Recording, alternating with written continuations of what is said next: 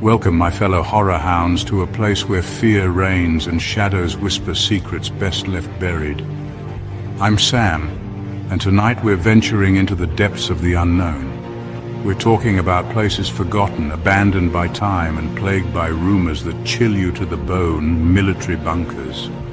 These concrete tombs, once symbols of strength and security, now stand as silent sentinels, guarding secrets darker than the darkness itself.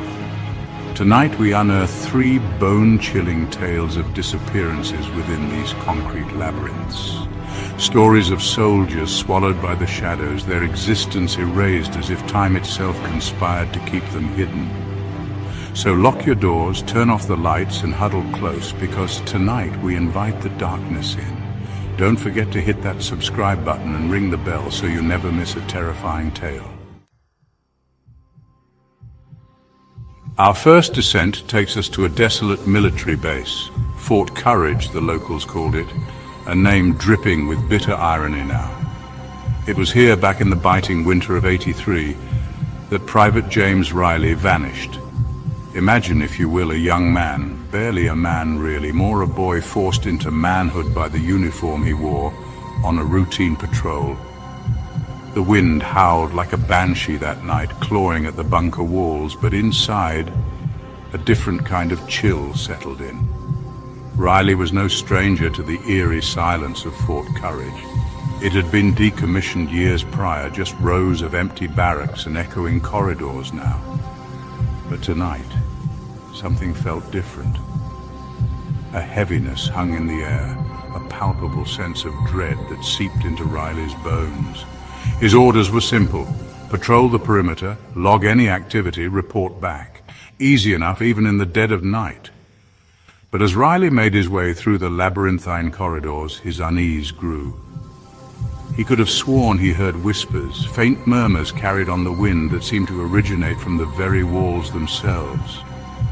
He stopped, listening intently, his hand instinctively reaching for the flashlight strapped to his belt. The sound, whatever it was, faded into the rhythmic whir of the ventilation system. Riley pressed on, his boots echoing on the concrete floor, each step amplifying the silence that followed. He rounded a corner, his flashlight beam cutting through the darkness, and that's when he saw it, or rather didn't see it. There at the end of the corridor, where a heavy steel door should have been, there was nothing. Just a gaping maw of darkness, as if the bunker itself had simply swallowed the door whole. A shiver ran down Riley's spine. He knew that door, or at least he thought he did. This entire section of the bunker was supposed to be sealed off, deemed structurally unsound. He shone his flashlight into the abyss, but the beam was swallowed by the darkness.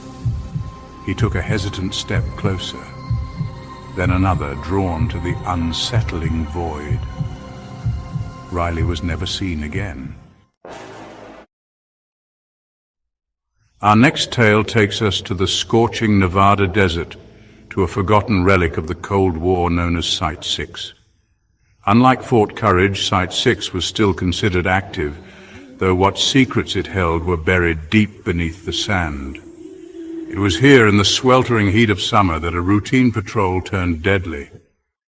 The patrol, a 4-man team led by Sergeant Mark Jenkins, was tasked with inspecting the perimeter sensors, a mundane task made unbearable by the oppressive heat. The sun beat down on the sand, baking the air until it shimmered, and every breath felt like inhaling fire.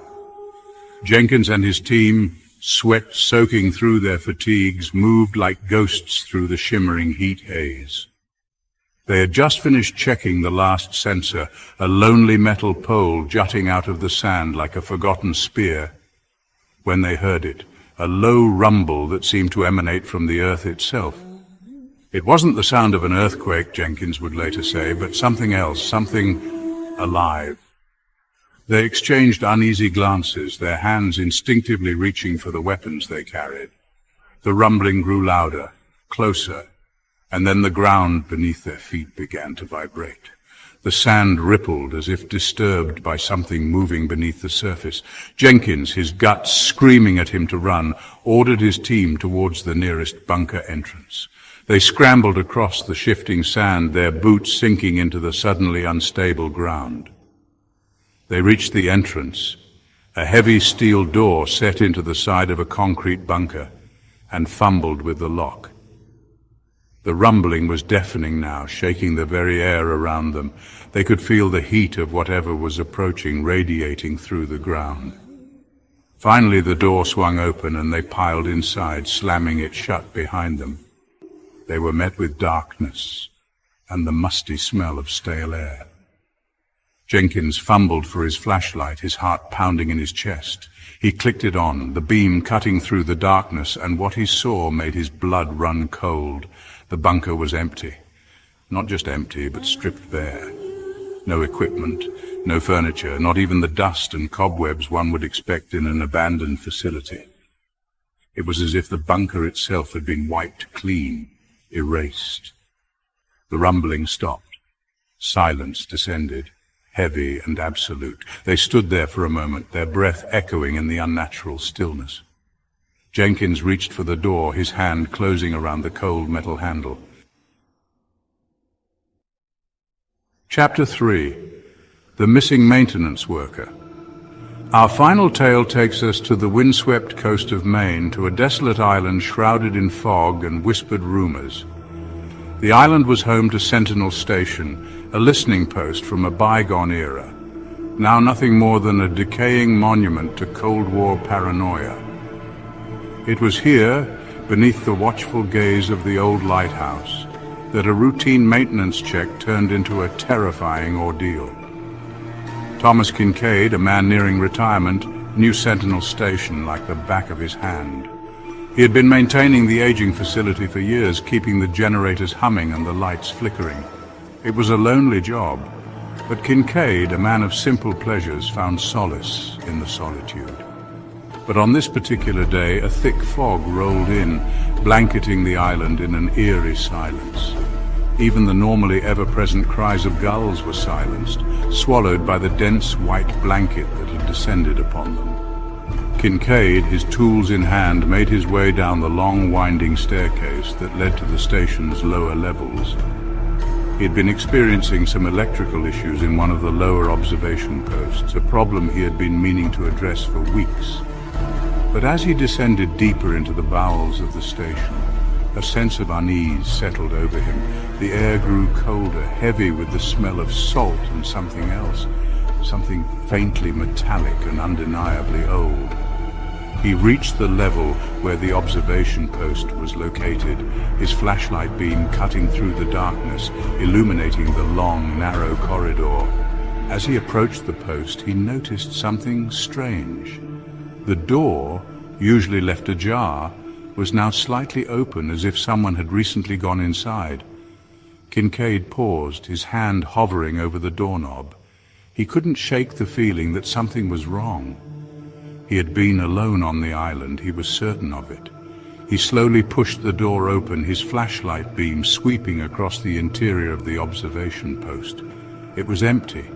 He stepped inside, his boots echoing on the metal floor, and that's when he saw it. A single word scrawled across the wall in what appeared to be blood. The word was "run."